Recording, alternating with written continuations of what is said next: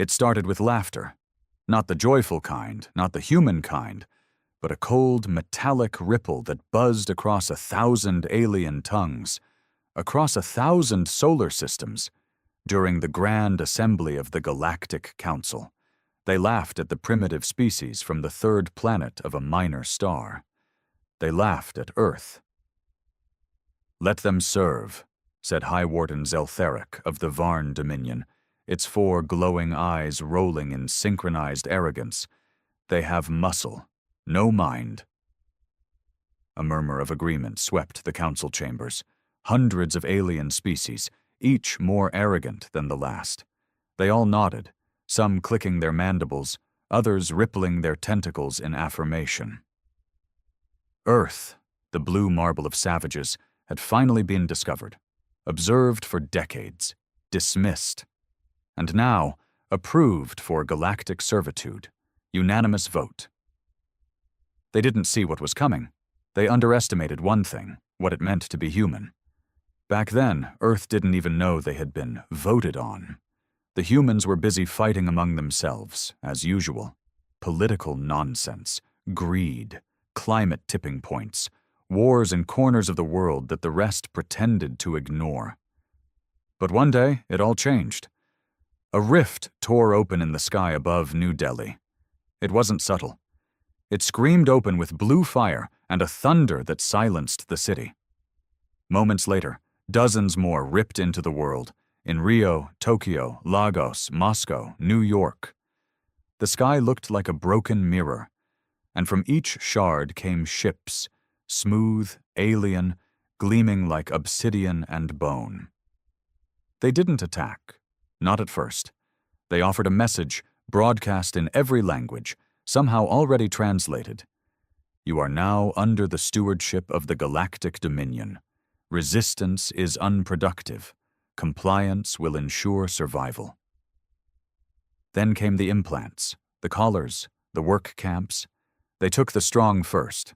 Farmers, soldiers, builders, miners. The rest were tagged for later use. But humans aren't livestock. We're wolves dressed as sheep. It started small. A technician in Berlin figured out how to disable a neural tether using nothing but a microwave and an old Nokia phone. A farmer in Brazil killed his alien overseer using sharpened sugarcane. A former Navy SEAL in Detroit hijacked a dropship with 3 sticks of C4 and a rusted-out Jeep. The spark caught. Within a year, the resistance had a name: the Reckoning. And leading it wasn't a politician or a general or even a scientist. It was a man who used to mop floors in a government building, Jared Cole. They called him the Ghost, because every time the aliens thought they'd killed him, he came back twice as deadly. He united gangs, soldiers, hackers, even school teachers, anyone who had lost something to the New Order. The first major strike came in orbit. The aliens had built a floating prison above Earth's atmosphere, the Cradle. Thousands of humans packed into cells like animals. They said it was a re-education facility. Jared said it was a slaughterhouse. The Reckoning hijacked a cargo drone, slipped into orbit under the radar, and blew the entire Cradle apart with stolen antimatter. 8,000 humans freed. The Galactic Council didn't laugh that day. They panicked, because humans weren't dying. They were adapting, faster than any species they'd enslaved before. "We have a problem," hissed Warden Zeltheric across a private channel, its arrogance flickering into something rare. Fear. The Council began sending more forces, elite death squads, psi warriors, bio-beasts, but humans? We just got meaner. Every failed invasion turned Earth into a forge, sharpening humans into monsters of their own. And now, 5 years later, the tide had turned. Ships from the Varn Dominion hung in Earth's orbit, damaged, crippled, and broadcasting a desperate message. "We surrender. We request terms." Too late. Jared stood in the ruins of what used to be Geneva, staring at a live broadcast from the Council. His face was scarred, beard tangled, eyes like flint. Around him, humans cheered, armed with alien weapons and earthborn rage. "They all voted to enslave us," he said, voice low and bitter. "Now they beg." And he didn't smile. He just whispered, "Let them crawl." The Galactic Council's official message was clear: unconditional surrender. But Earth had learned something in those 5 years of blood and fire. Words were cheap, and aliens lied just like men. Jared Cole didn't rush. He made them wait. He stood atop the balcony of the old UN building, now just a skeleton of steel and ash, his long coat swaying in the nuclear wind that still whispered through the cracks of fallen cities. The banner of the Reckoning, black cloth with a cracked golden planet, hung behind him. Around him stood the leaders of Earth's new world, ex-criminals, rogue scientists, soldiers turned rebels, and a few of the very aliens who had switched sides when they realized humans couldn't be broken. One of them stepped forward, a former slave master, a reptilian called Sravkesh. Once he had ruled over hundreds of human prisoners. Now he wore chains of his own and spoke only when spoken to. "They will offer technology," Sravkesh rasped. "Medicine, energy. They'll give you everything they once hoarded. All they want is peace." Jared didn't blink. "And when they get strong again, what happens then?" Sravkesh said nothing. He already knew the answer. Everyone did. You don't forgive people who voted to enslave your children. Earth's surface was still scarred. Cities rebuilt with alien scraps. Entire populations missing, some still trapped in off-world labor pits. But the heart of humanity, the thing that kept it from dying, was stronger than ever. Unbreakable. Back in orbit, the Council's flagship waited. The Eminence of Order, a silver spire the size of Manhattan, hovered under a white flag. Dozens of diplomatic vessels stood beside it, shields down. Vulnerable. Begging. Jared ordered the fleet to stand by. "Let's remind them what surrender looks like." He climbed aboard the Iron Whale, the first warship Earth had built with stolen alien tech. It wasn't pretty. Rough edges, exposed wiring, angry red thrusters. But it worked, and it hit harder than anything in the galaxy. By the time they arrived, the Council's representatives were already groveling, literally. Dozens of species lined up in the throne room of the Eminence, kneeling on trembling legs or coiled tails. No royal robes today, no glittering eyes of superiority, just fear, that sharp, bitter kind that humans knew all too well. A translator bot buzzed. "Esteemed humans of Earth." Jared cut it off with a raised hand. He didn't sit in the chair they'd prepared. He stood, arms crossed. "You knew we were intelligent," he began, voice calm but slicing. "You studied us, you watched us, and still you thought slavery was your right." Silence. A councilwoman from the Azure Winds, a bird-like species with sapphire feathers, stepped forward. "We underestimated the emotional volatility of your kind," she said, voice shaking. "We viewed you as useful, not equal." "Useful," Jared repeated coldly. "Is that what you called my sister before you worked her to death mining plasma rocks on Eris Prime?" The birdwoman bowed her head, and something inside Jared almost softened. But then he remembered the smell of burning cities, the sound of crying children dragged into alien ships, the taste of blood in underground bunkers. A diplomat from the Dral Collective raised a hand. "We have no military left. Earth controls half the orbital routes in Sector 9. You've won." Jared's eyes narrowed. "No," he said. "We haven't even started." He turned and looked at General Thompson, his second in command, an ex-Marine with a mechanical arm and nothing left to lose. "Tell the fleet to seize all Council ships still operating within Earth star systems, confiscate their cores, strip their engines, and if they resist—" He didn't finish. Thompson smiled. "Yes, sir." The council chamber erupted in murmurs, some pleading, some furious. "You can't. We surrendered. We gave you peace." Jared raised his voice, louder than all of them. "You gave us a graveyard." And with that, he turned and walked away, his boots echoing across the floor that once belonged to slavers. Back on Earth, the people didn't want a treaty. They wanted justice. They wanted retribution. And Jared? He wanted something worse, not to destroy the council. He wanted to make them live under the same fear they once forced upon humans, to become what they made Earth, to make them remember. The days that followed were not filled with parades or peace talks. They were filled with orders. Earth's orbit became a scrapyard of surrendered vessels, stripped, gutted, and dragged back to lunar docks for dismantling. What couldn't be salvaged was repurposed into floating war monuments, reminders of how close humanity came to extinction and what it took to survive. The Galactic Council's members, once majestic sovereigns of entire star systems, now waited in iron cells, underground bunkers, or reinforced stasis tanks. They weren't tortured. No, Jared refused to let humans become monsters.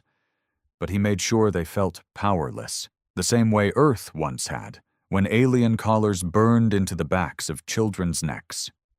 Jared spent his nights in the command center beneath Mount Elgon, one of the few places the orbital strikes had never touched.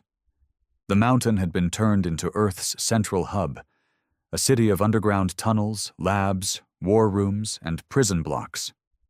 He rarely slept. Victory didn't feel like it should. It didn't taste sweet. It was ash in his mouth. Every day he walked past scarred civilians, empty chairs at mess halls, names etched into the black wall of the fallen. Each name a person, each one a reason he couldn't stop. Then came the transmission. It wasn't from the council. It was from a fringe world in the outer fold. Humans, Jared realized, who'd been taken years ago and never found. The camera was shaky. The speaker was a boy, maybe 17, with sunburned skin and blood on his lip. "This is Colony Breaker 12, the kid said. "We are survivors of the Varn slave camps on Delta Core. We have taken the facility. We are free, and we are armed." Behind him were dozens of others, young and old, all holding alien weapons. A few wore pieces of dead overseers' armor like trophies. Others carried scraps of old Earth gear, patched with wires and courage. The boy looked into the lens. "Tell Earth we're ready to come home, or we'll burn our way there." The signal cut. Jared leaned back, hand gripping the edge of the cold metal table. He stared into the dark, then turned to Thompson and said, "Send ships. Bring them back. Every last one." "And if someone tries to stop us," Thompson asked, "then we take their planets too." Word spread fast. Earth was coming for its people. But what really shook the galaxy wasn't Earth's anger. It was their efficiency. Humans weren't like other species. They didn't hesitate. They didn't spend decades in debate or protocol. In less than a month, Earth's newly formed Orion legions swept through 3 neighboring systems, rescuing prisoners, wiping out resistance, and converting every enemy base into forward outposts. The galaxy had changed overnight. And the Council? It was crumbling. Some members begged to align with Earth, offering bribes, weapons, even entire moons. Others tried to flee, only to be intercepted by Earth's fleet or by the growing number of alien species who had sided with humans, either out of guilt or fear. But not all resistance was gone. From the dark edges of the galactic rim, whispers began to rise. Of something old, something angry, the Razun conglomerate. They hadn't voted on Earth's enslavement, not because they objected, but because they didn't care. The Razun believed in only one thing: dominance through fire and extinction. And now, seeing the Council on its knees and humans rising fast, they saw an opportunity. An opportunity to crush Earth before it became unstoppable. The first attack was surgical, a stealth missile through a wormhole, straight into Earth's outermost relay station near Pluto. Gone in a silent blue flash. Jared received the alert in seconds. "Razoon," he said, grinding the word like broken glass between his teeth. "They want war?" Thompson asked. Jared's stare was steel. "Number they want, a warning." He stood up. "Then let's give them a memory instead."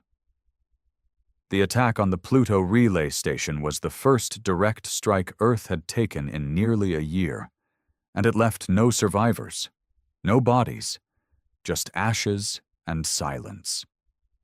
The Razoon had sent a message, not with words, but with precision. Unlike the Council's arrogance, the Razoon were something else entirely. Ancient, militant, fanatical. While the rest of the galaxy evolved, they had built fleets, war moons, and death cultures. Entire civilizations had vanished into their obsidian warships. Jared Cole had read about them. Once. Long ago. Footnotes in stolen alien archives. Warnings, really. Most civilizations that encountered the Razoon didn't live long enough to warn anyone else. But now Earth had their attention. Good. Jared didn't hesitate. Within hours, Earth's fleet, nicknamed the Iron Choir, was mobilized. 37 vessels, human and hybrid built, each scarred from previous campaigns but more dangerous than ever. These ships weren't polished, they weren't elegant, they were brutal, with thick hulls, kinetic cannons, and railgun arrays that could tear moons apart. Their destination? Vorax 5, a refueling station recently acquired by Earth, and now the site of another Razoon attack. Jared led the mission personally. He wanted them to see his face. As Iron Whale dropped out of warp, the scene unfolded like a nightmare. Flaming husks of human ships floated near the station's orbit, their distress signals still blinking like dying heartbeats. And in the distance, them. Sleek black ships shaped like twisted daggers, drifting in perfect silence. No signals, no language, just presence. Jared's voice cut through the command deck like ice. "Weapons online, no warnings, no negotiation." He stood behind the gunnery officer, eyes fixed on the screen. "We are not the Galactic Council. We don't beg for peace."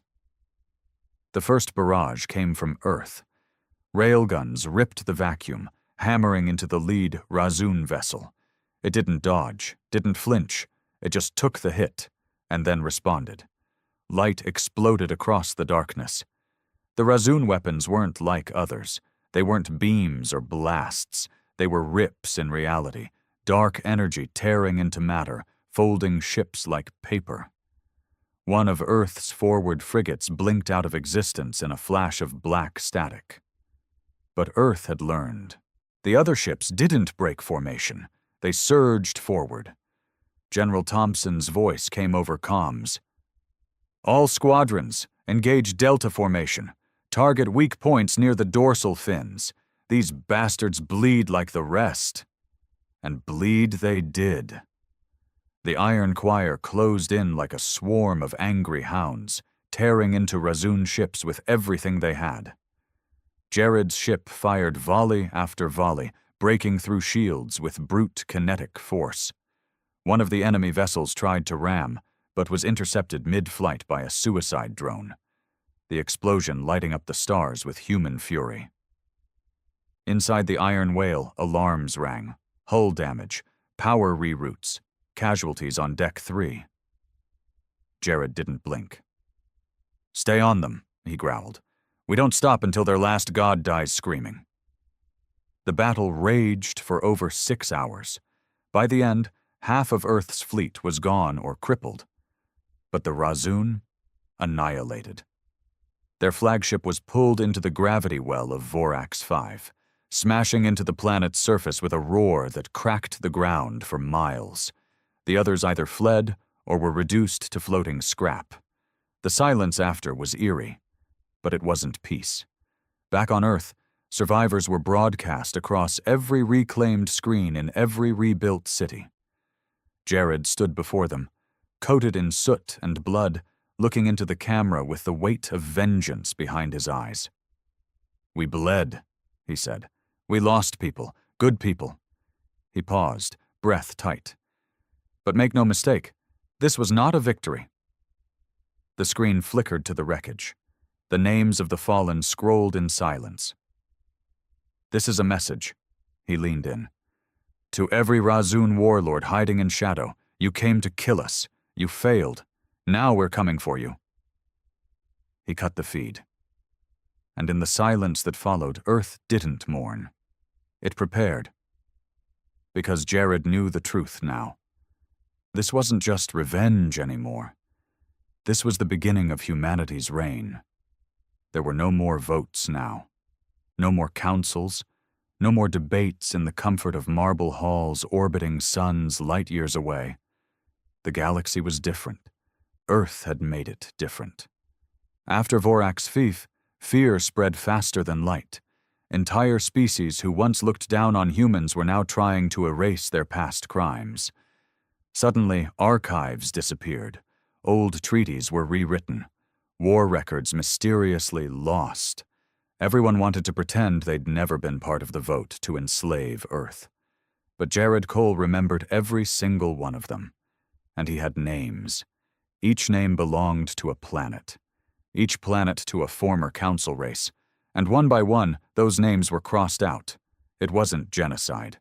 Jared refused to become what they were. But it was something worse. Total public humiliation.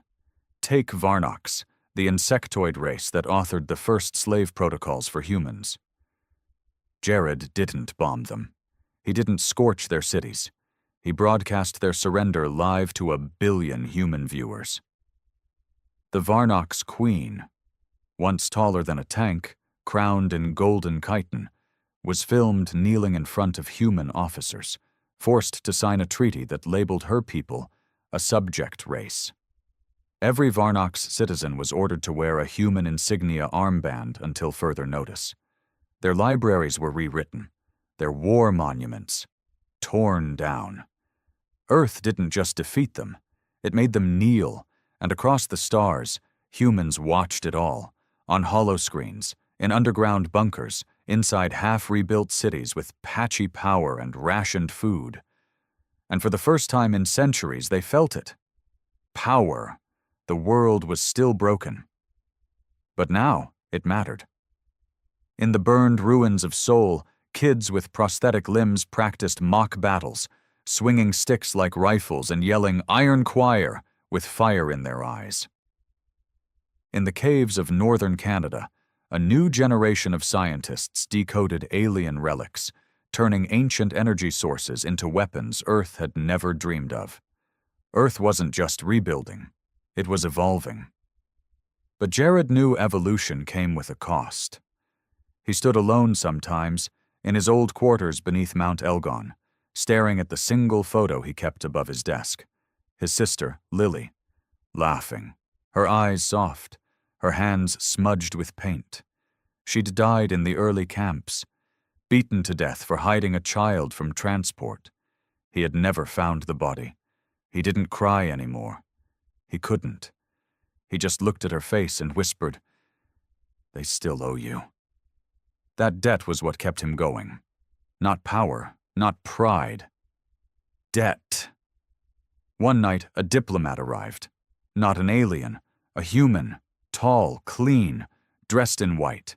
The kind of man who hadn't seen war but had watched it from safe screens with wine in hand. He spoke with a smile, too polished. "We should consider ending this campaign. The galaxy's changed. We've proven our point." Jared didn't respond. "We can become a beacon," the man went on. "A symbol of justice, of peace. We don't need to conquer." That word was a mistake. Jared looked up slowly. "We didn't conquer," he said, voice low. "We survived. We hunted those who put collars on our necks. We lit up the stars with their guilt. And now you want me to stop? Because it makes you uncomfortable?" The man hesitated. "You're building an empire," he said finally. "That's not survival anymore." Jared stood, walked past him, stopped at the door. "Survival ends when we're safe," he said. "And we're not safe yet. Not while the Razun still breathe. Not while other species still whisper about putting us back in chains the moment we blink." He opened the door. "Get off my planet." The diplomat left. Quickly, word spread. Jared Cole was not a ruler. He was a reckoning, and the galaxy would have to live with that.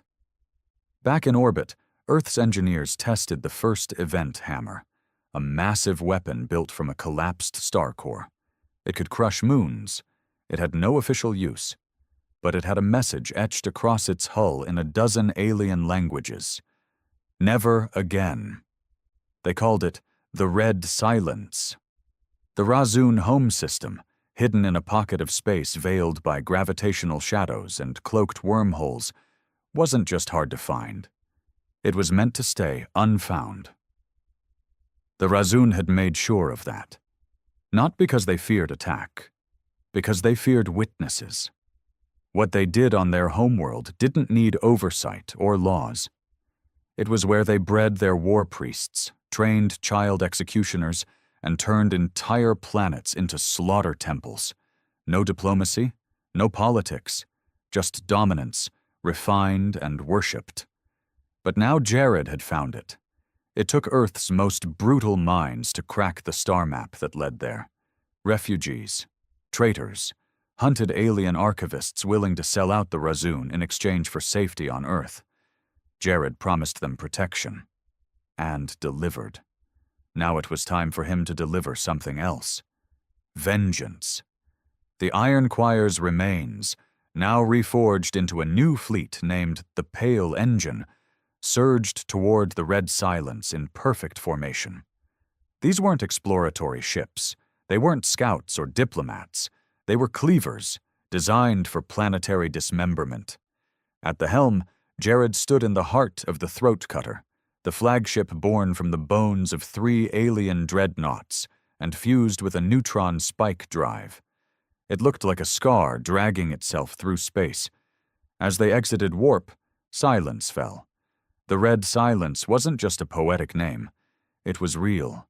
No signals, no frequencies, no light from the Razun's black star, pulsing in slow agony. Just the oppressive, endless dark. Until suddenly, there it was. Zurkar, the Razun homeworld. A world so dark it bent light, rings of bone and iron, orbiting slave platforms. Giant planetary defense cannons fused with screaming faces etched into stone. It wasn't a planet. It was a wound on the galaxy. Jared took it all in without blinking. "Begin." The Pale Engine moved in. Razun ships rose from the void in silence, massive crescent-shaped destroyers bristling with Void Rift weaponry. There was no communication, no warning, just a war that had waited long enough. And Earth did not blink. The first engagement lasted 13 minutes. 4 Razun warships disintegrated, torn apart by tactical singularities Earth had developed using salvaged enemy cores. Earth lost 2 destroyers, but not crews. Those had been AI-driven ghosts designed to look manned. A trap, a brutal one. By hour 2, the Pale Engine had reached Zurkar's orbit. Jared gave the command. "Send it." The event hammer detached from its carrier, a floating titan, burning with inner starlight. Its trajectory was locked on Zurkar's military capital, Kalath Varn, a fortress city built inside a canyon of black glass. When the hammer dropped, it didn't just strike, it erased. The canyon melted. The fortress screamed. A mushroom of glowing red plasma erupted into the upper atmosphere. For the first time in recorded history, the Razun transmitted a signal. Not words. A single shriek. The pain of gods. Razun ships faltered. They didn't retreat, but they hesitated, and that was all Earth needed. Jared took the throat cutter through the breach, straight into the stratosphere. Missiles rained. EMP bursts crackled across the skies. Entire Ra-Zun cities began to collapse under the weight of Earth's fury. No mercy, no quarter. Every act mirrored what they'd done to humans decades ago. Only now, the humans were in control. Inside Kalath Varn's ruins, Jared stepped out of the landing carrier with his elite ground team, ex-slaves, ex-soldiers, ex-victims. Not a single one of them came for conquest. They came to bury the myth of Ra-Zun's supremacy. And in the heart of the palace they found the High Blood Leader, a monstrous being, all bone plate and tendrils, speaking in a dozen tongues. He looked at Jared like a curious insect, even now. "You learned, well," it hissed. Jared raised his pulse rifle. "We learned from the best," he said, "and then we got better." He pulled the trigger. The High Blood's head snapped back, exploded, and collapsed into ash. No speeches, no trial, just consequences. By the end of the day, Earth's flag, a simple black star on steel gray, flew above Zurkar. Not as a symbol of conquest, but as a warning. Humanity had been enslaved, mocked, underestimated. Now they stood at the edge of the galaxy with fire in their veins and history under their boots. And for the first time since the stars had birthed life, no one dared laugh at Earth again. The galaxy was no longer laughing. Not after Zurkar. Not after the High Blood's execution was broadcast, uncensored, to every system Earth could reach. The final shot had rippled across the stars like a religious event. Some civilizations wept, others cheered. A few went silent and powered down their long-range comms out of sheer fear. The message was clear. Earth was not just free. Earth was untouchable, but power, real power, doesn't come without rot. And Jared Cole could smell it. It started subtly. A delay in fleet communications here. A falsified casualty report there. At first, Jared thought it was just the usual bureaucratic breakdown, the kind that always slithered in once governments felt safe. But then a name appeared on his encrypted terminal. Admiral Rowan Madek, an old ally, one of the original commanders from the first counterattacks, a brilliant tactician, a brutal fighter, and lately, a whisper in too many dark places. Jared reviewed a report forwarded by his intelligence officer. Rowan had met with several independent colonial delegates from former council worlds. The logs showed trades of weapon schematics, fleet positions, even troop codes. Treason. Except Jared didn't want to believe it. Not from Rowan. So he went to find out himself. He took a stealth craft, no escorts, no fanfare, and flew to Axiom 7, the isolated fortress planet where Rowan had stationed his forces for reconstruction and training. Axiom 7 was cold, covered in frost plains and sky towers, perfect for keeping secrets. Jared landed without clearance, marching across the landing bay with a pulse pistol at his side and a fury in his gut. Rowan was waiting. "Didn't expect a visit," he said, smirking, arms folded as his command officer stood awkwardly behind him. Jared's reply was a growl. "You're selling out Earth?" "Earth?" Rowan laughed, bitter. "You mean your empire? Your cult of vengeance? Jared, this isn't Earth anymore. It's you, just you. Your face on every victory, your name on every blade." Jared's jaw tensed. "I didn't build a cult. I built protection. Something you used to believe in." "I still do, but not like this, not with fear." Jared stepped closer. "Fear's the only thing that kept us alive." "You think we're alive?" Rowan snapped.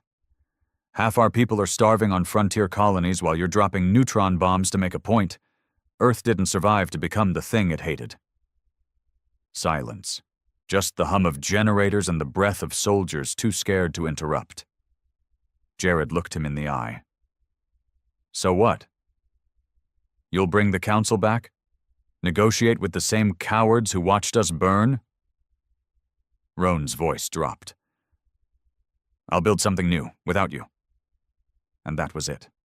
Roan wasn't trying to fix Earth. He was trying to replace Jared. The shot came fast. Not from Jared. From behind. A rail dart tore through Roan's second-in-command. She hit the deck before anyone could scream.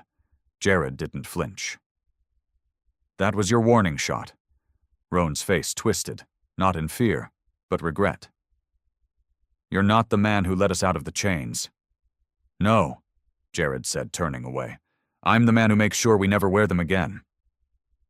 He left Roan alive. Barely. Back on Throat Cutter, Jared sat alone in the dark, hands bloodied, chest aching. He didn't speak, didn't move. He just stared at the stars. Was Roan right? Had Jared gone too far? Had he become the very tyrant Earth once feared? But doubt couldn't stop what had already started. That night, 2 more colonies declared independence. That week, a human civil fleet vanished near the Grelix system. That month, a message came from a deep space probe near the galactic rim. Not a distress call, a warning. Something bigger than the Razun was watching now, and it had noticed Earth. The signal came through, broken, almost like a whisper buried beneath static. At first, Earth's deep space net dismissed it as background radiation, some dying sun coughing its final breath. But then came the pattern. A pulse in perfect intervals, coordinates, binary, and then, in unmistakably clear Old Earth English, we remember the fire. It wasn't human, but it knew them, and that terrified Jared more than the Razun ever had. For days, Earth's orbital command scrambled to decode the message fully. Hundreds of linguists, exocryptologists, and rogue AIs were patched together like a hive mind. What they found wasn't just a warning. It was an invitation to a system far beyond any charted routes, a blank zone past the galactic rim. What lived out there? No records, no memory. Not even Razun files contained mentions of that region. And if those monsters hadn't dared to log it, that meant one thing. They feared it. Jared didn't hesitate. He mobilized the Throat Cutter, escorted by only 2 other ships, Dogma and Relic. No massive fleet, no bombs, just him and a team of war-hardened ghosts who no longer believed in death. Before he left, Roan sent one final message. If you die out there, I hope it's because you finally found something worth fearing. Jared didn't respond, because fear wasn't the problem anymore. Purpose was. The journey took 7 days through uncharted warp corridors, places where time bent and sensors lied. The stars thinned. Space grew cold, like it didn't want to be known. And then, the system emerged. One planet, black as ink, orbiting a star that pulsed like a slowing heart. There were ships orbiting it, not moving, not alive, dead civilizations. Earth recognized none of them. Their hulls were fossilized, some punctured by energy beams that didn't even resemble weaponry, more like surgical cuts from gods. And floating among them was a structure, massive, angular, alive. It wasn't a station. It wasn't a ship. It was a mind. Jared approached with shields up, weapons powered down. He had no intention of attacking. Not here. Not without understanding. They docked. The airlock hissed open into a corridor that looked carved from obsidian. The walls shimmered with shifting symbols, something deeper than language. Memory, maybe. A voice greeted them, not aloud, inside their minds. You burned your chains. Good. Now you carry them. Jared froze. Who are you? We are what comes after tyrants, what watches slaves become monsters, what remembers the echo of every scream you made the galaxy listen to. The voice didn't accuse. It observed. His team flinched. Some dropped to their knees, clutching their heads. Jared stayed standing. We survived. We had to make them pay. And they did. But now you face the cost of that fire. The corridor opened into a chamber. A mirror, tall as a skyscraper, faced them. No reflection, just images. Jared saw Earth, then Razun, then Earth again, but different. Worse, cities shaped like weapons, skies full of fleets, children marching in silence. He saw himself on a throne of bones, faceless and still. He backed away. What is this? Your legacy, unless you choose another path. The voice offered no riddles, no threats, just a choice. Return and rule with fire, or walk away and let Earth become something more than vengeance. Jared said nothing. He stared at the mirror. Then he turned away. When they left the structure, it didn't follow. When they jumped back into known space, the voice didn't call again. Back on Earth, things had shifted. The colonies that once tried to secede stopped. Roan sent no more messages. The fear that had begun to spread had dulled, replaced by uncertainty. A crack in the storm. Jared called a summit.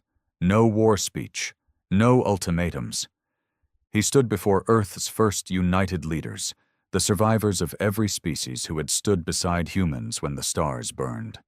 And he said just 3 words. It ends now. There would be justice, still. But no more war for pride. No more empires built on ash. Earth would lead, but it would not conquer. And in the dark beyond the stars, something ancient smiled. Because the ones who survive the fire are not always the ones who start it. The galaxy had voted to enslave Earth. Now they would watch Earth become its salvation or its judge. The choice was human. The sky cracked open like shattered glass. What looked like fire poured down from the heavens, streaks of red and gold turning to smoke as they struck Earth's surface. No one believed the early reports, not really. People saw the news, the shaky phone recordings, and thought it was just another stunt. Some viral thing cooked up by a bored billionaire or a movie promo gone too far. But it wasn't. By the time the first city fell, denial turned to chaos. New York didn't just lose power. It didn't just go quiet. It vanished. 1 second it stood proud, defiant, shining like it always did. The next, a blinding light swallowed everything whole. Buildings collapsed into themselves. Skyscrapers folded like paper. And the people, they weren't even left to scream. A shockwave echoed across the ocean. That's when the world knew. We were under attack. They called themselves the Naros, though no one knew that at first. 7 feet tall, black armor that shimmered like oil on water, and glowing blue eyes that didn't blink. They didn't speak our language, didn't care to. They landed without a word and began their purge. It wasn't about conquest or control. They didn't want slaves. They didn't want Earth. They just wanted silence. Kill everything. That was the mission. The governments tried to fight, of course. Jets were scrambled, missiles launched, nukes even considered. But none of it mattered. Their tech was beyond comprehension. A single Naros cruiser hovered above DC for 36 minutes. That's all it took. The city was left in ruins, and the president, along with most of the cabinet, vanished into dust. I watched it all from the underground bunkers in Utah. They called us the Ghost Protocol, a last resort initiative nobody believed we'd ever use. Scientists, soldiers, hackers, and some of the worst people humanity had buried. All chosen for one reason. We were the monsters Earth would send when prayers failed. I wasn't a soldier or a genius. I was something else entirely. They called me Mira, no last name, just that. I was one of the twisted, the result of a long-buried human experiment that most thought had been shut down. Genetically modified, chemically enhanced, and neurologically unstable. They said I wasn't fully human anymore. Maybe they were right. We had no plan. No warning, just destruction. But humanity never needed hope to fight back. We only needed something to lose, and by now, we'd lost almost everything. When the first Naros war beast entered the mountain range, it crushed everything in its path. The rocks, the trees, even the air trembled around it. It looked like a walking cathedral, massive, gothic, and humming with alien energy. But it bled when I struck it. The moment my blade sliced through its armor, I felt a rush. Not fear, not triumph. Rage. A quiet, ancient kind of fury. Humanity wasn't supposed to survive this. We were supposed to bow, to crumble. But we weren't built that way. I stood over its body, covered in its thick black blood, breathing hard. My bones cracked from the impact, my skin torn, eyes bloodshot. But I was smiling. "They brought hell," I whispered, gripping my weapon tighter. "But we've got something worse!" Behind me, the rest of the Ghost Protocol units emerged. Men and women, soldiers and psychopaths, all with nothing left to live for, and nothing holding us back. We were the last line. We weren't here to defend Earth. We were here to make them regret touching it. The war beast's corpse still hissed on the ground, steam rising from the long wound I'd carved down its flank. Its thick, metallic skin twitched, as if it hadn't quite accepted death yet. The others stared at it in silence. No cheers, no celebration. We all knew what it meant. It was the first victory in a losing war. And we weren't naive enough to believe it would get easier. Colonel Rafe approached from behind, boots crunching over broken stone. He had a face made of leather and a voice that never rose above a growl. "That was a scout," he said. "Just a damn scout." I wiped my blade on my sleeve, the Naro's blood already starting to corrode the fabric. "Big one for a scout.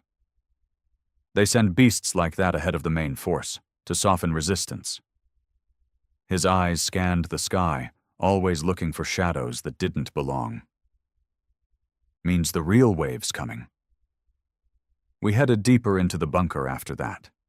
It wasn't much, just steel corridors, concrete rooms, and enough firepower hidden behind blast doors to level a continent. But it had something else. Mines. The kind of mines that governments once tried to keep secret. Men and women who built viruses that could rewrite DNA. Engineers who'd turned entire cities into experimental test beds. And a few like me. Living weapons designed in darkness. Dr. Elira met us in the war room. She had gray streaks in her black hair and the eyes of someone who hadn't slept in a decade. "You killed it?" she asked, not bothering with a greeting. "It bled," I replied. So yeah, she didn't smile, didn't even blink. Just tapped a touchscreen and brought up a hologram of the Naro's mothership. It hung in Earth's upper atmosphere, like a god waiting to deliver judgment. Over 400 kilometers wide, bristling with weapons we couldn't even name. Every hour, it launched smaller crafts, razor-sharp ovals that moved like thoughts through the air and dropped nightmares onto what was left of the cities. "We've confirmed a full-scale terraformation cycle has begun," Elira said. "They're not just killing us, they're reshaping the planet for themselves." "What about the ARC protocol?" Rafe asked. She shook her head. "Gone. They hit the launch site in Brazil before the ships could even break orbit. We're not escaping. Not this time." The silence in the room pressed down like gravity. "We still have Project Revenant," I said. That made her pause. Project Revenant wasn't supposed to exist. It was a rumor, even among us. The last-ditch trigger. A biological weapon encoded into human cells. Mine, specifically. They hadn't designed it to save humanity. They designed it to make the Naros suffer. It was ugly, it was cruel, and it was personal. "You really think your body can handle that activation?" she asked, narrowing her eyes. "You're barely stable now, Mira. You activate Revenant, you're not coming back." "I'm not planning to," I muttered. Rafe stepped in, fists clenched. "We don't make that call yet, not unless there's no other choice." "There is no other choice," I snapped. "Every minute we wait, they wipe another city off the map. They're not just winning, they're erasing us." The alarm blared before he could respond. A deep, groaning howl echoed through the bunker walls, the Naro's war horn. You didn't hear it unless they wanted you to. It wasn't sound, not really. It was a vibration that dug into your bones, whispering something ancient and terrifying. Submit. Everyone moved at once. No orders needed. We'd trained for this. Outside, the mountain shook. I raced up the central stairwell, passing soldiers strapping into exosuits and others injecting combat stims into their necks. My heart pounded in rhythm with the growing tremors. When I reached the surface, the sky was bleeding fire again. Dozens of Naro's dropships screamed down through the clouds. And something else followed them. A figure, not a ship, not a machine, a Naro's commander. I'd never seen one before. Tall, almost elegant, covered in sleek black armor that pulsed with red veins of energy. No eyes, just a smooth, curved helm. It landed without impact, like gravity didn't apply to it. And then it spoke, not in words, but in thoughts. "You are not the masters of this world," the voice echoed inside my skull. "You are the mistake." I stepped forward, gripping my weapon tight. "You're about to see how dangerous mistakes can be." The Naro's commander didn't move. It just stood there, silent and still, as if measuring us with senses we couldn't understand. Around it, the ground blackened in a slow ripple, like reality was struggling to keep itself together near its presence. Even the air felt wrong, thick, heavy like breathing tar. Soldiers fanned out beside me, exosuits hissing with readiness. Some had weapons I couldn't even name, experimental prototypes dredged from labs that didn't officially exist. But even with all that, none of them took a step forward. Because we could feel it. Power. Not the loud kind. Not the explosive sort we were used to. This was quiet, cold, and ancient. Like a god that didn't need to scream to be feared. It simply was. Then, without warning, it lifted one arm. The motion looked almost gentle, almost human, and 20 soldiers dropped dead instantly. No gunfire, no explosion, just death. Their bodies hit the ground like dolls with cut strings. No wounds, no blood, eyes wide open, frozen mid-breath. "Fall back!" Colonel Rafe barked through comms. But I didn't move. My feet stayed rooted, breath steady. That voice, it was still whispering in my mind, soft, probing. "You are broken things, crawling among the stars. You infect the universe with chaos," I growled back, loud enough to silence my own fear. "Takes one to know one." I sprinted toward it. Rafe screamed something behind me, but I wasn't listening anymore. Every fiber of my body screamed against the approach. Pure instinct begging me to run, but instinct never won wars. Fury did. I struck first. My blade, molecular-edged, forged in tech labs buried under Russian ice, sliced across its midsection. It didn't bleed, not like the war beast. The commander staggered only slightly, and where the cut should have been, the armor shifted and sealed itself like liquid shadow. Then it moved. I didn't see the punch, just felt it. It hit me in the chest, and suddenly the world tilted sideways. I was flying through the air, slammed into a boulder hard enough to crack bone. My vision blurred, taste of blood filling my mouth. But I got up. Broken ribs screaming, joints shaking, I got up. It tilted its head, curious. "You should not be able to stand." I spat on the ground. Get used to disappointment. Before it could attack again, a thunderous roar erupted behind it. One of our mechs, an old warframe from the Pacific conflicts, charged in, shoulder-mounted cannons lighting up the dusk. Shells slammed into the commander, each one shaking the ground. For a moment, it vanished in a burst of fire and smoke, but when the smoke cleared, it was still there, alive. Smoking, scorched, but alive. It raised its hand again, and the mech collapsed in on itself like a crushed tin can. Screams echoed from inside before the wreckage went still. And still, I moved. Because I had one edge, one thing they didn't. Pain. Humans knew pain like an old friend. We grew in it, evolved through it. The Naros? They didn't understand pain. Not really. Their minds were too clean, too logical. They erased weakness. We weaponized it. I activated the serum in my bloodstream, version 9 of Revenant, unstable, dangerous, incomplete. My skin burned instantly. Veins turned black, muscles spasmed, vision dimmed and sharpened all at once. But I felt it. Power. Real, terrifying power. The world slowed. I lunged, blade in one hand, plasma pulse in the other. I struck again and again, each hit faster, harder. The commander tried to keep up, but for the first time, it hesitated. That made me smile, because hesitation is the beginning of fear. I drove my blade straight through its chest. The armor fought back, pushing against the intrusion, but I forced it in with a growl of pure rage.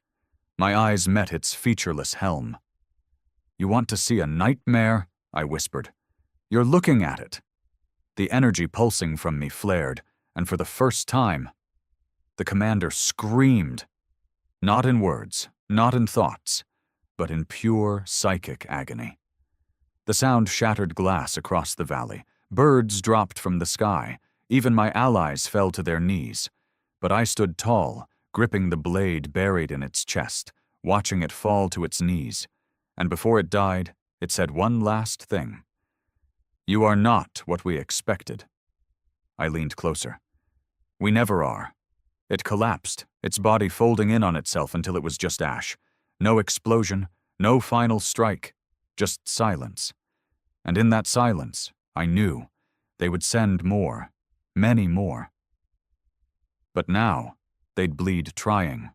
The body dissolved into nothing, its ashes vanishing with the wind as if the planet itself refused to remember it.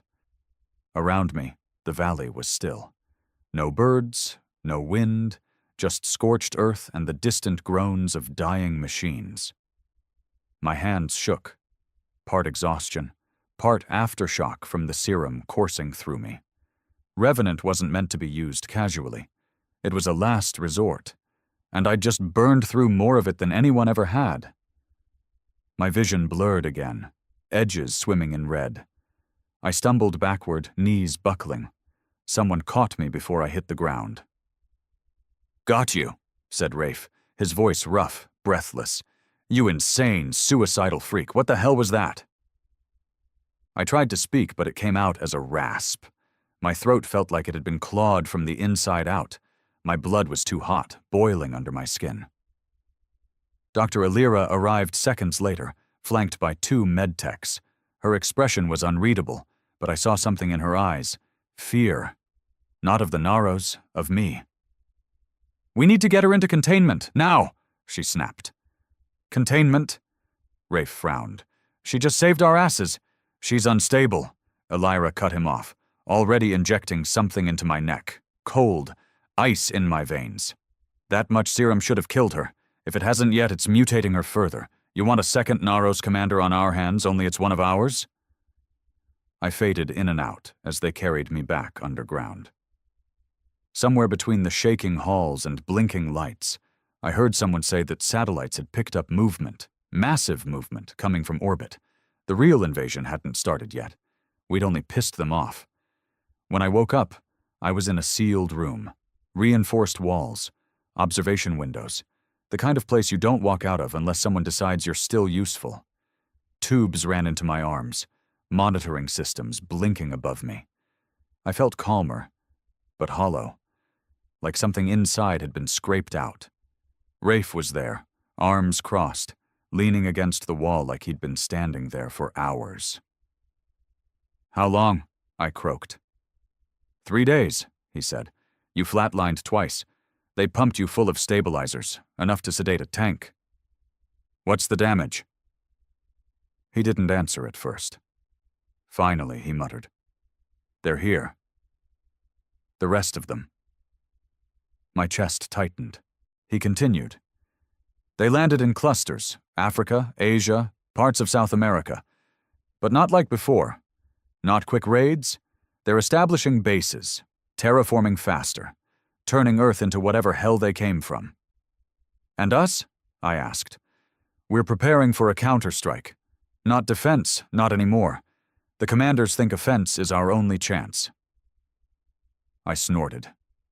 Took them long enough. He stepped closer, voice dropping. Mira, there's something else. The Naros. They're scared. After what you did, we intercepted some strange signals. Their frequencies are scrambled, but the tone changed. We think your activation triggered something unexpected. A panic, maybe. I blinked. They're not supposed to feel fear. Exactly. Dr. Elira entered then, hands folded, face tight with tension. She looked like someone carrying a secret that weighed too much. I've run the analysis, she said. The Revenant protocol in you, it's adapting. Not burning out like we expected. It's stabilizing. I frowned. That's good, right? She shook her head. Not for you. Rafe stepped between us. Explain. Elira looked at me, her voice quiet but heavy. The serum bonded with Mira's DNA. It's no longer just a drug. It's rewriting her from the inside out. She's becoming something else. I didn't speak. What was there to say? I'll keep fighting, I finally said. Whatever's happening to me, it doesn't change the mission. Elira nodded slowly. We expected you to say that. She handed me a small device, cylindrical, pulsing with red light, not much bigger than a grenade.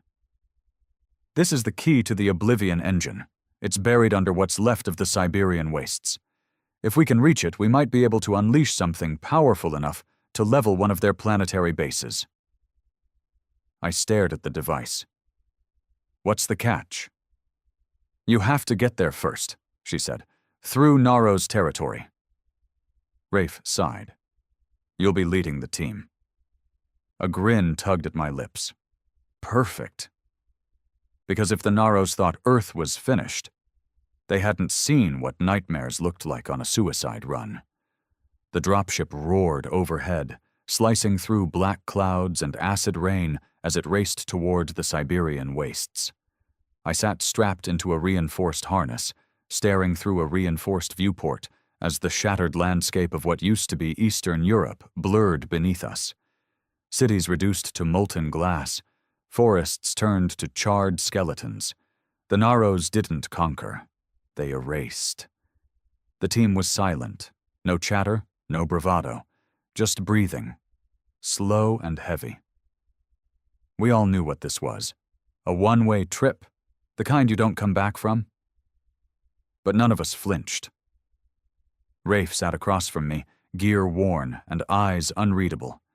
His pulse rifle rested across his lap, but he hadn't touched it since liftoff. He just watched me, probably wondering if I was still me. Elira's voice crackled through the comms. You'll be touching down just south of the engine site.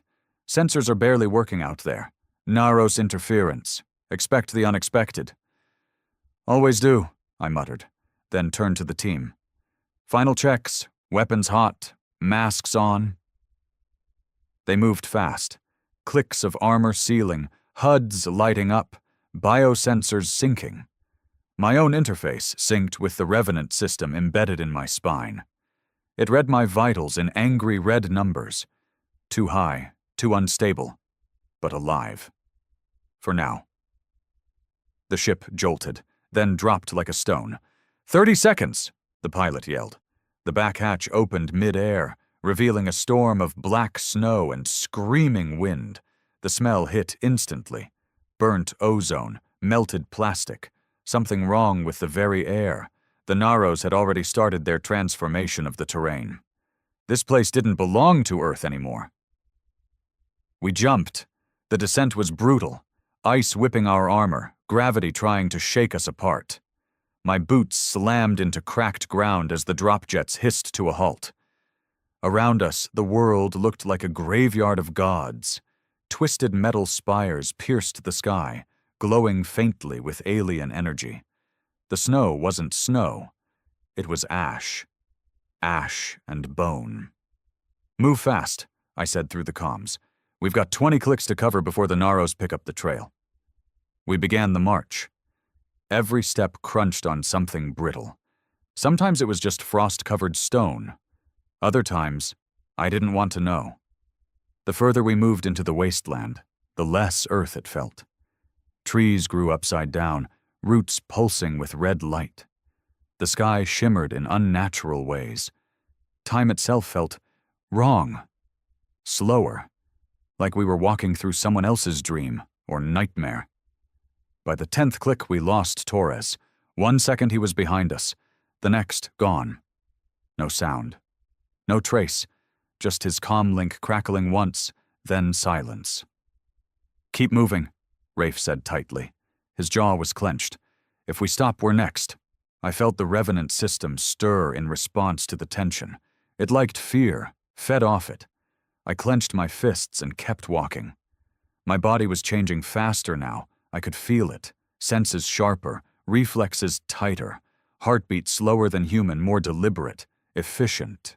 It scared me. But we had a job to do. We reached the edge of the engine's shell by dusk. It rose like a mountain of obsidian and steel, covered in alien scaffolding, with glowing veins of green and blue pulsing across its surface. The Naros had found it first, but they hadn't breached it. Not yet. "Scouts," whispered Rafe, pointing to movement among the alien towers. Naros units, smaller than the commander but fast, insect-like. They crawled like shadows, blinking in and out of sight, flitting between twisted pillars and humming pylons. "We don't have time to sneak," I said. "We go loud, hit them hard, hit them fast. Get inside before the big ones show up." He nodded. "You take lead." I stepped forward, activated the Revenant spike in my bloodstream, and let the pain take hold. Fire lit my nerves. Vision snapped into crystal clarity.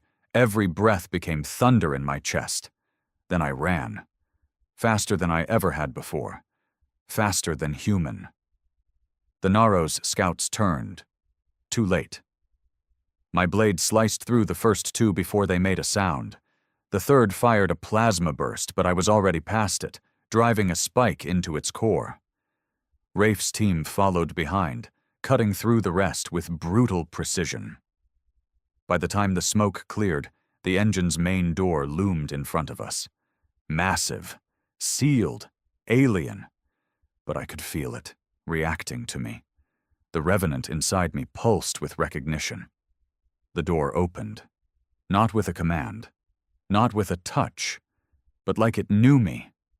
And that was when I realized this weapon wasn't made to stop the Naros. It was made by them. Inside, it was warm. Not the kind of warmth you get from fire or machinery. This was biological. Living. The walls of the engine pulsed like the inside of a beast, slick and humming with energy that prickled along my skin. Lights shifted in patterns that didn't seem random, as if the structure was watching us, breathing us in. The Revenant in my blood thrummed like a tuning fork, resonating with whatever force lived inside this place. Rafe stepped in behind me, rifle up. "This doesn't feel like a weapon," he muttered. "Feels like we're inside a creature." "You're not wrong," I whispered, pressing my hand against one of the walls. It rippled under my touch, and a low, groaning sound echoed down the corridor. The others behind us hesitated. "Fall back if you're not ready," I told them, voice flat. "This isn't going to be clean." No one moved. Good. I didn't want clean. I wanted truth, and whatever this place was hiding. We moved deeper. As we walked, the corridor shifted. literally, rearranging, guiding us, like it wanted us to reach the center. I didn't trust that, not for a second, but I didn't resist it either. The Revenant was leading the way now, more than me. I was just the vessel. We reached what looked like a chamber, wide, circular, the size of a small stadium. In the center stood a massive pillar, fused with both alien metal and bone, human bone, dozens of skeletons embedded in it, and not just soldiers, civilians, children, their faces twisted in agony, locked in eternal scream. One of the soldiers, Dren, stumbled back and threw up. "What the hell is this?" Rafe breathed. I stepped forward slowly, heart hammering. A voice filled the chamber. Not sound, not words, but presence. It wrapped around my thoughts, pried into my memories, pulled me back to the moment I first took the serum, the pain, the terror, the betrayal. My screams echoed in my skull. "You are the key," it said, though its voice came from inside me. "You were always meant to return." I dropped to my knees, my hands burned. Revenant lines glowed under my skin like fire under glass. I was being rewritten again, this time faster, rougher. The engine wasn't just syncing with me, it was activating me. Elira's voice crackled over the comms, panicked. "Mira, what's happening? We're detecting massive energy spikes from the engine, like it's alive." "It is," I said through gritted teeth, "and it knows me."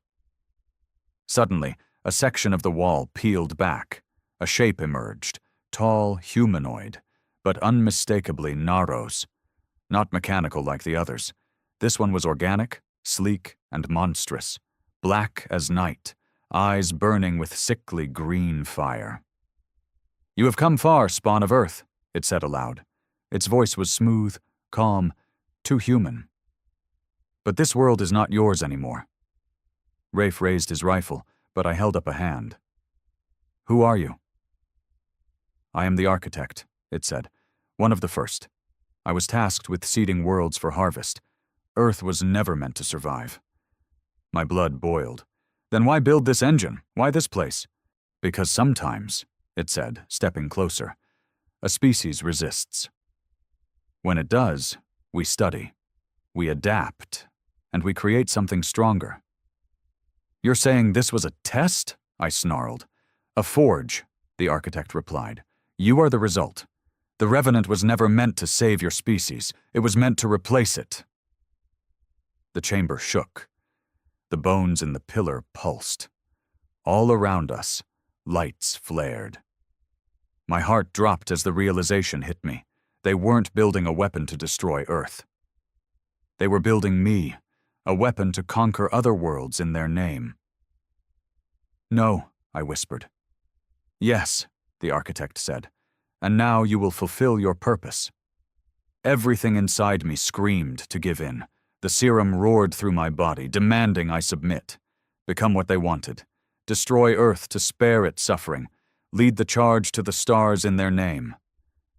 But I wasn't just serum. I was human. And they had made one fatal mistake. They thought making me a weapon meant I'd fight for them. I stood up slowly, bones creaking, revenant fire pouring from my skin. "You wanted a nightmare," I growled. "Then wake the hell up." And I lunged at the architect, screaming not with pain, but with rage. The architect didn't flinch. It moved like liquid shadow, dodging my first strike with an elegance that was almost insulting. My revenant blade hissed through the air, narrowly missing its head as it twisted, grabbed my arm mid-swing and hurled me backward like a rag doll. I slammed into the wall, hard enough to leave a dent. My bones groaned, but they didn't break. The serum had made sure of that. I hit the ground and rolled to my feet, already lunging again. This time I didn't hold back. Every ounce of power the Revenant had given me, I poured into that attack. The ground cracked under my feet. The chamber pulsed, alive with violence. I came in low, feinted high, then spun and drove my elbow into the architect's side with enough force to rupture a tank. It staggered. Not much, but enough. The others opened fire. Rafe, Dren, and the rest unleashed everything they had. Plasma bolts, kinetic slugs, grenades. The architect howled as its shield flickered, faltered, and then shattered under the onslaught. But it didn't bleed. It didn't fall. It adapted. Its body shimmered, reformed, plating growing over wounds like a fast-forwarded nightmare. Its arms split open, morphing into a jagged blade of bone and black metal. With a roar, it charged. It struck Dren first, split him in two before he could even scream. Blood sprayed across the wall. The rest of the team broke formation, scattering to avoid the same fate. Rafe pulled a pulse mine from his belt, primed it, and threw. The blast caught the architect mid-step. It screamed again, this time in pain, its form destabilizing, tendrils of energy leaking from its torso like smoke. I seized the chance and leapt, driving my revenant blade straight into its chest. The feedback hit me like a freight train. I saw visions, memories not my own, worlds burning, civilizations falling, Naros ships blotting out stars, and in the center of it all, me, my face, my hands, leading them, a puppet in the skin of a hero. "No," I hissed. "You don't own me." I twisted the blade. The architect roared, shoved me back, and dropped to one knee, its body glitching like corrupted code. Around us, the chamber began to collapse, walls buckling, the central pillar shuddering. Rafe ran to me, grabbing my shoulder. "It's failing! We have to get out of here!" "No," I said, breath ragged. "We finish this, now!" "But... go!" He hesitated, then nodded grimly and motioned the others to retreat. I turned back to the architect, who was laughing now, bloodless and broken, but amused. "You are strong," it rasped. "Stronger than the others. You would have been a perfect host." "I'm no one's host," I said. It lunged, slower this time, weaker. I dodged, slammed a foot into its knee, then struck upward, catching it under the chin with a reinforced fist. Its head snapped back, and I followed with a punch that cratered its chest. It fell to its knees.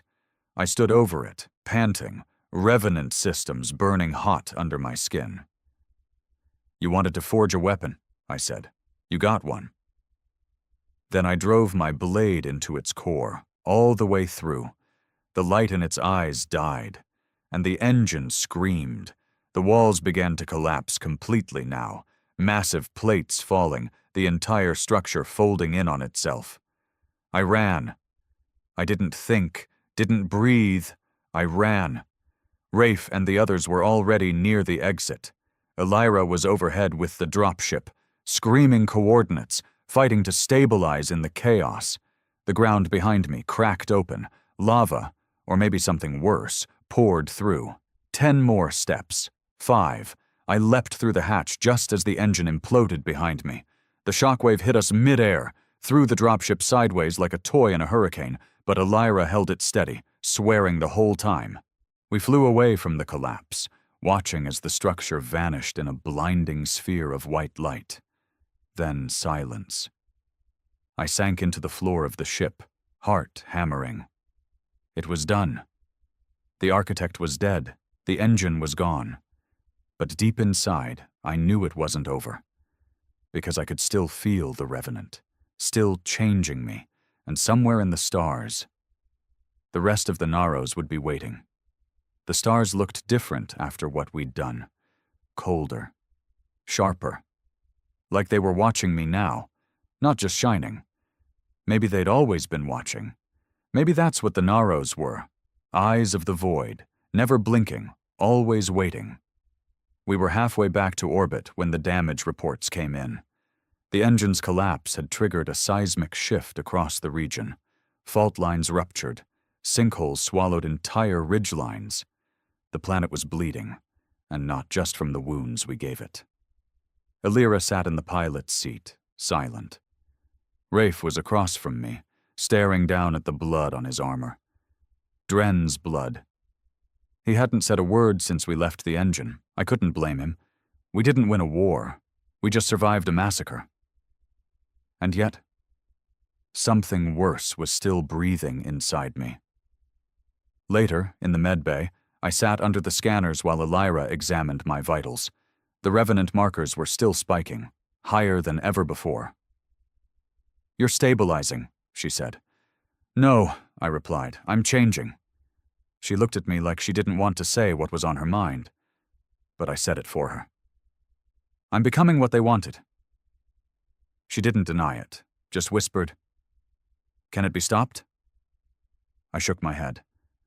"Not anymore, but maybe it can be redirected."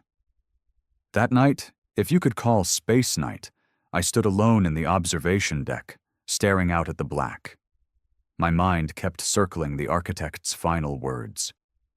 "You are the key, not just a key to the engine, a key to their future, to humanity's future. They hadn't tried to kill us because we were weak. They'd tried to rebuild us because we were strong and too stubborn to die.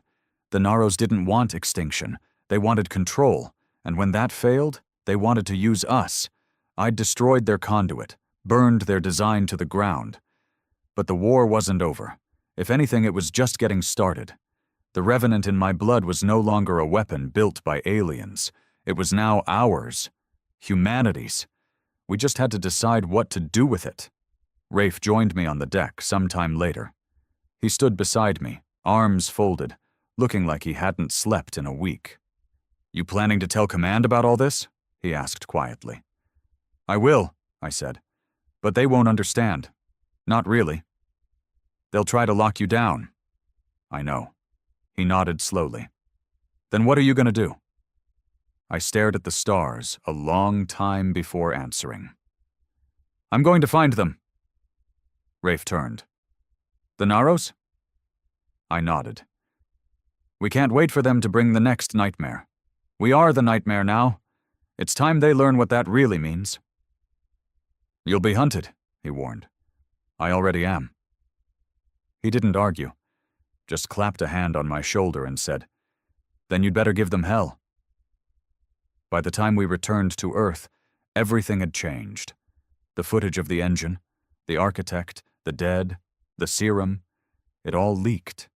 The public didn't know what to believe. Some hailed us as heroes, others called us monsters. Protesters filled the streets, demanding the destruction of the Revenant program. Command scrambled to clean it up, bury the truth. But the truth was already loose in the world, and so was I. A month later, I disappeared. Went dark, off-grid. The Revenant wasn't killing me, but it wasn't done with me either. My body kept changing, stronger, faster, less human.